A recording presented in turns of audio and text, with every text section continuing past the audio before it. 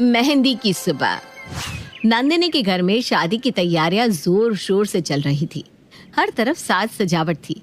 अपने घर में इतनी खुशी देख नंदिनी अपने होने वाले पति राहुल को कॉल करती है। राहुल, हर तरफ कितनी चमक है, सब कितने खुश है ना? हाँ नंदिनी, आखिरकार हमारी फैमिली इस शादी के लिए मानी गई। हमारा इतना पुराना रिलेशन आखिरकार कामयाब हो ही गया। हाँ राहुल, फाइनली कल हमारी मेहंदी है और परसों शादी। इसके बाद हमारे साथ साथ हमारे परिवार वालों के बीच भी एक गहरा संबंध बन जाएगा। देखो ना कितनी खुशी है। नंदिनी और राहुल आपस में बात कर ही रहे थे, तभी वहां नंदिनी की भाभी सुमित्रा आती है और उसके हाथ से फोन छीनकर कहती है, नंदोई जी, आपकी परसों शादी है। शादी के बाद आप अपनी नंदिनी को खुद से अलग मत होने देना। पर अभी रात ज्यादा हो गई है, इसलिए भलाई इसमें ही है कि अभी आप भी सो जाओ और मेरी प्यारी ननद को भी सोने दो। सुमित्रा अपनी बात खत्म करके उसका कॉल कट कर देती है और नंदिनी के साथ सो जाती है। कुछ ही घंटों बाद सुबह हो जाती है और सुबह से कब दोपहर हो जाती है किसी को पता ही नहीं चलता। दोपहर में लड़के वाले नंदिनी के घर आते हैं, यानी कि राहुल की माँ, सुमित्रा बहन, नेहा और देवर किशन नंदिनी के घर आते हैं। उनको अपने घर पर देखकर नंदिनी की माँ नीलम उनसे कहती है, अरे समधन जी, आप आइए आइए, बैठिए बैठिए। हाँ हाँ जरूर। वैसे हम तो यहाँ बस ये देखने आए थे कि यहाँ की तैयारियाँ कैसी चल रही है। आपको दिक्कत तो नहीं है ना? अरे नहीं नहीं समधन जी, कैसी बात कर रही हैं आप? हमें कोई दिक्कत नहीं है। नीलम और सुमित्रा आपस में बात कर ही रहे थे, तभी बीच में नेहा और किशन बोलते हैं, आंटी जी, आप और मम्मी को ना बात कर लेनी चाहिए और हमें अपनी होने वाली भाभी के पास जाना चाहिए। क्या आप बता सकती हैं हमारी भाभी कहाँ है? नंदिनी तो अभी मेहंदी लगवा रही है, घर में फंक्शन हो रहा है ना, वही नंदिनी भी बैठी है। समधन जी आप भी चलिए ना, आप भी रस्म देख लेना। हाँ हाँ क्यों नहीं। सुमित्रा अब नीलम के साथ घर के अंदर जाती है, पर नंदिनी वहां से जा चुकी थी, जिसके बाद सुमित्रा और नीलम आपस में बातें करने लगती है।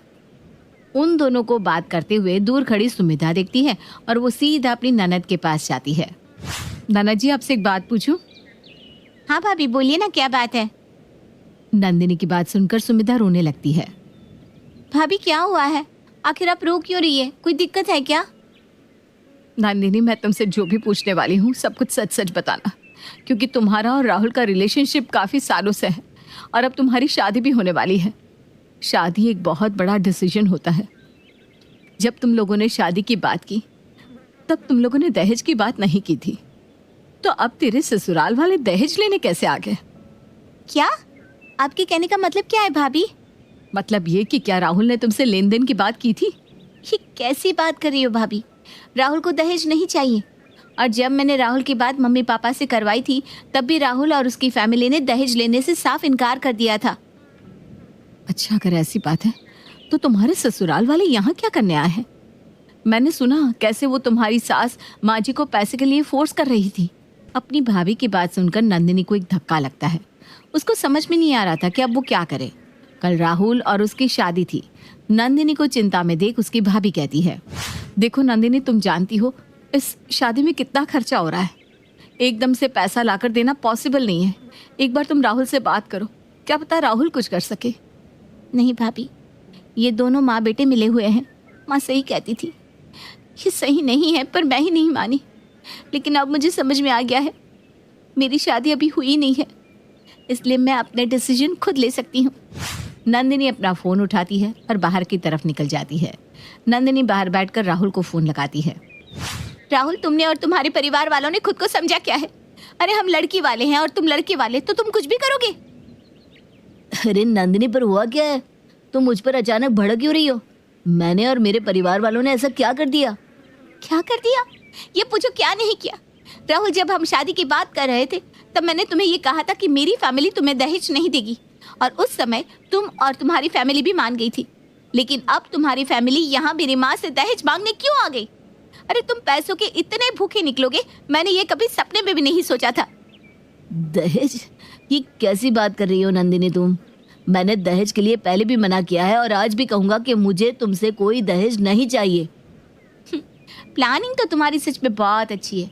तुम इस तरह नाटक करोगी और इससे तुम माँ बेटे मेरी नजर में भी बुरे नहीं बनोगे। शादी भी हो जाएगी और तुम्हें पैसा भी मिल जाएगा। क्यों? नंदिनी, ये क्या बकवास कर रही हो तुम? जब मैं तुम्हें कह रहा हूँ कि ऐसा कुछ नहीं है तो तुम मेरी बात मान क्यों नहीं रही? अच्छा, अगर ऐसा है तो तुम्हारी फैमिली यहाँ क्या कर रही है? देखो राहुल, अगर यही रहा ना तो मैं ये शादी नहीं करूंगी। तुम्हारा दिमाग तो खराब नहीं हो गया ना? ये कैसी बहकी बहकी बातें कर रही हो तुम? नंदिनी राहुल की एक नहीं सुनती और कॉल कट कर अपने कमरे में चली जाती है। वहीं राहुल गुस्से में अपना हाथ दीवार पे मारता है।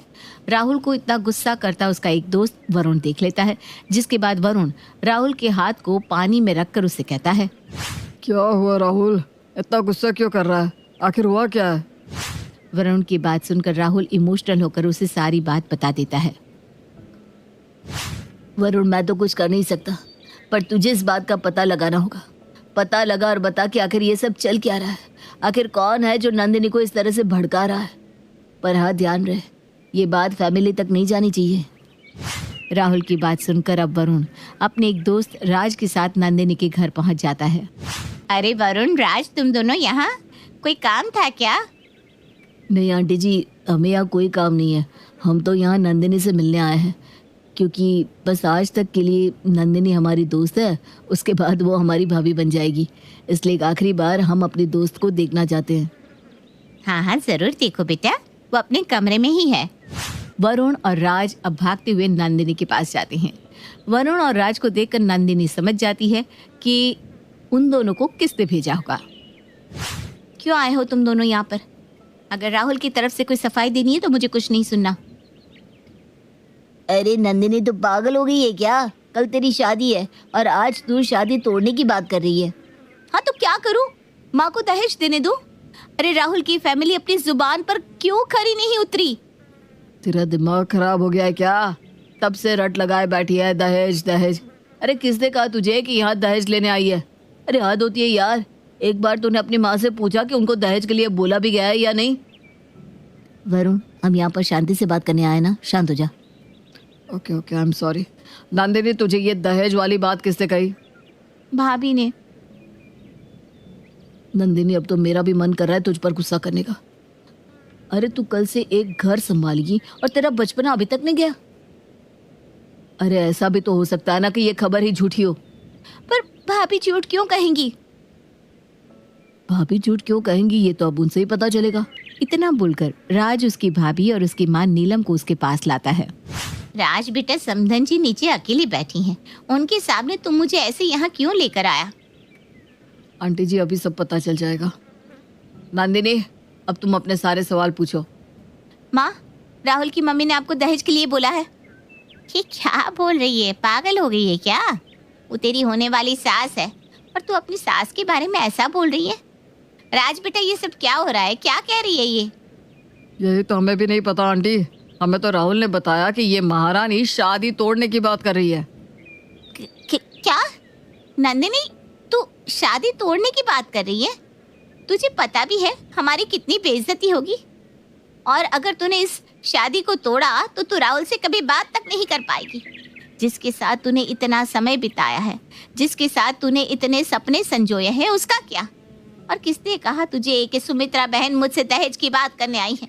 अरे वो तो यहाँ की तैयारियां देखने आई है। पर भाभी ने तो मुझे यही कहा था। भाभी, आपने मुझसे झूठ क्यों कहा? अरे पर इसको किसने कहा? सुमेधा, तूने ये बात नंदिनी को क्यों कही कि उसकी सास दहेज की बात करने आई है? मुझे लगा माँ जी, इसलिए मैंने ये बात कही। लगा? पर आपने तो कहा था, आपने खुद सुना है। नंदिनी की ये बात सुनकर अब सब समझ जाते हैं कि सुमेधा ने जानबूझकर भड़काया है। पर उसको भड़काया क्यों? बस यही बात सबके जहन में थी और यही बात पता करने के लिए नीलम सभी को कमरे से बाहर भेज देती है, सिवाय नंदिनी और सुमेधा के। सुमेधा, मुझे पता है तूने ये जानबूझकर किया है। तूने जानबूझकर ही नंदिनी के कान भरे, पर ऐसा क्यों किया? माँ जी, मैंने जानबूझकर नहीं किया, वो तो मैंने। भाभी, ये आपने क्यों किया? आखिर क्या वजह है ये करने की? नंदिनी, वो।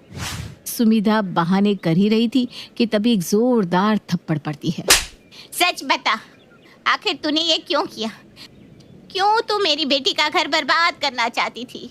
हाँ, मैंने किया, क्योंकि मुझे शुरू से ही नंदिनी से जलन थी, क्योंकि मेरा भाई इससे प्यार करता था।